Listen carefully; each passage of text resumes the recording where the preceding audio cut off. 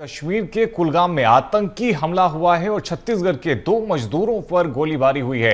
एक श्रमिक की मौत हो गई और दूसरे की हालत गंभीर बनी हुई है। दरअसल रोजगार के लिए ये दोनों मजदूर गए हुए थे।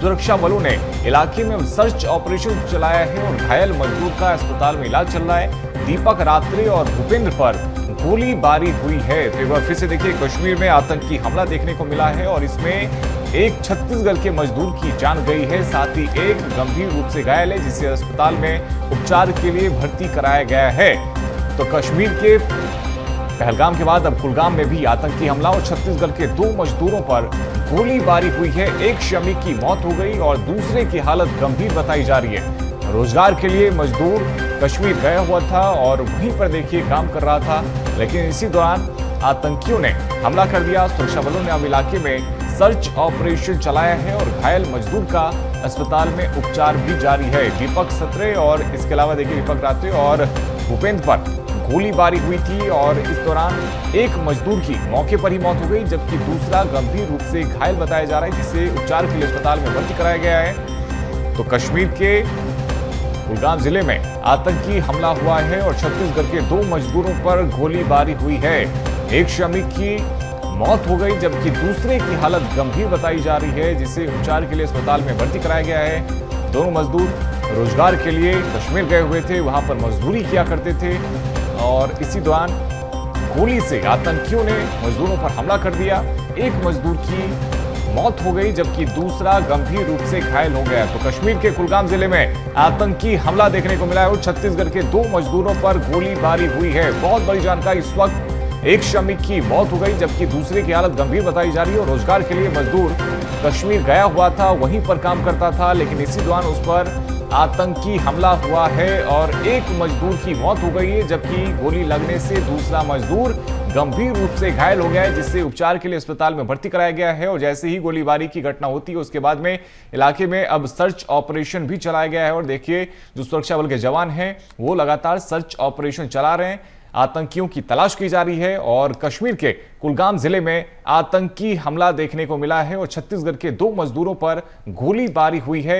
एक श्रमिक की मौत हो गई है जबकि दूसरे की हालत बेहद गंभीर बताई जा रही है जिसे उपचार के लिए अस्पताल में भर्ती कराया गया है। और रोजगार के लिए मजदूर कश्मीर गए हुए थे, वहां पर काम करते थे, लेकिन इसी दौरान आतंकी हमले में एक मजदूर की मौत हो गई है जबकि दूसरा घायल बताया जा रहा है। तो कश्मीर के कुलगाम जिले में आतंकी हमला हुआ है और छत्तीसगढ़ के 2 मजदूरों पर गोलीबारी हुई है। एक श्रमिक की मौत हो गई है जबकि दूसरे की हालत गंभीर बताई जा रही है और रोजगार के लिए मजदूर कश्मीर गया हुआ था, वहीं पर काम करता था, लेकिन इसी दौरान उस पर हमला हुआ है और एक की जान भी गई है।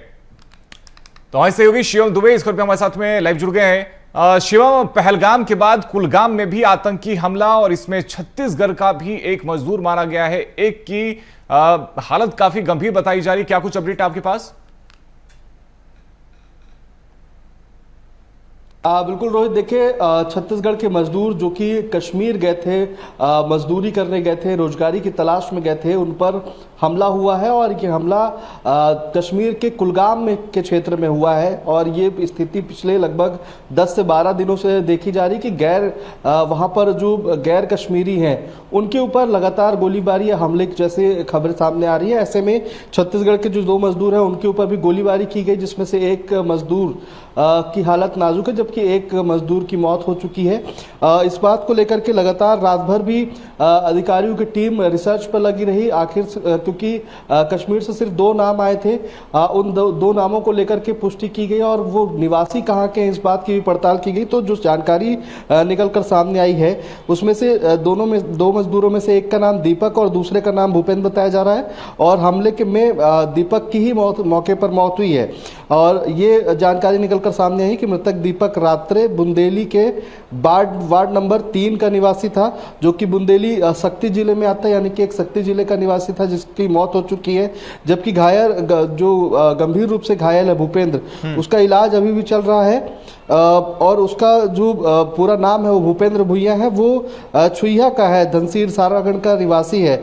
और इसको लेकर के गवर्नर का भी ट्वीट आया है, वहाँ के जो मनोज सिन्हा है उनका गवर्नर का ट्वीट आया है। उन्होंने इस बात को लेकर के पुष्टि की है कि छत्तीसगढ़ के 2 मजदूर इस पूरे हमले में हताहत हुए हैं, प्रभावित हुए हैं, और इसकी पूरी जिम्मेदारी जो है वो गैर कश्मीरी लोग जिस तरीके से प्रोटेस्ट कर रहे हैं और जिस तरीके से लगातार पिछले 10-12 दिनों से स्थितियों को बनाए हुए हैं, उसको कंट्रोल करने के लिए जम्मू कश्मीर की पुलिस, स्थानीय प्रशासन और केंद्र सरकार के फोर्सेस भी उसको शिवम, अब तक अपडेट आप पाया है क्या कि किस तरह से वारदात को अंजाम दिया गया था? कितने आतंकी इस वारदात में शामिल थे?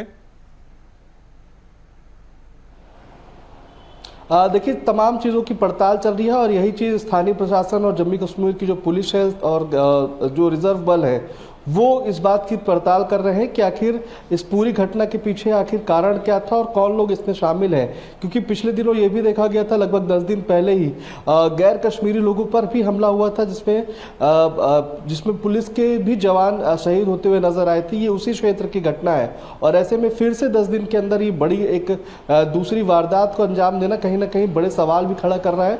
और जो स्थिति जम्मू कश्मीर में बनी है, गैर कश्मीरी लोगों को जो निशाना बनाया जा रहा है, वो स्थिति को लेकर के अभी भी जांच चल रही है कि आखिर कौन ऐसे लोग हैं जो इस तरीके की हरकत कर रहे हैं। लेकिन अगर बात की जाए कि जम्मू कश्मीर जो कि पाकिस्तान में ऑक्यूपाइड है, जो पाकिस्तान के क्षेत्र का जम्मू कश्मीर है, वहाँ पे भी लगातार प्रोटेस्ट चल रहे हैं और वहाँ के लोग जो है वो भारत से भी मदद मांगने जैसी अपील दायर कर रहे हैं। तो कहीं ना कहीं जम्मू कश्मीर के जो हालत है वो इस वक्त ठीक नहीं बताए जा रहे हैं और यही कारण है कि पिछले 10 दिन में ये दूसरी बार ऐसी घटना हो रही है जब गैर कश्मीरी लोगों को निशाना बनाया जा रहा है और उसमें छत्तीसगढ़ के 2 मजदूर इस बार जो है हताहत हुए हैं, जिसमें से एक मजदूर की मौत हो गई है जबकि दूसरा गंभीर रूप से घायल है। हालांकि उसकी स्थिति भी नाजुक बताई जा रही है और ये दोनों को लेकर के छत्तीसगढ़ सरकार ने भी जम्मू कश्मीर में स्थानीय प्रशासन से बातचीत की, गवर्नर से बातचीत की। जो अधिकारी हैं वो लगातार रात भर इस पूरे मामले की अपडेट लेते रहे हैं। जी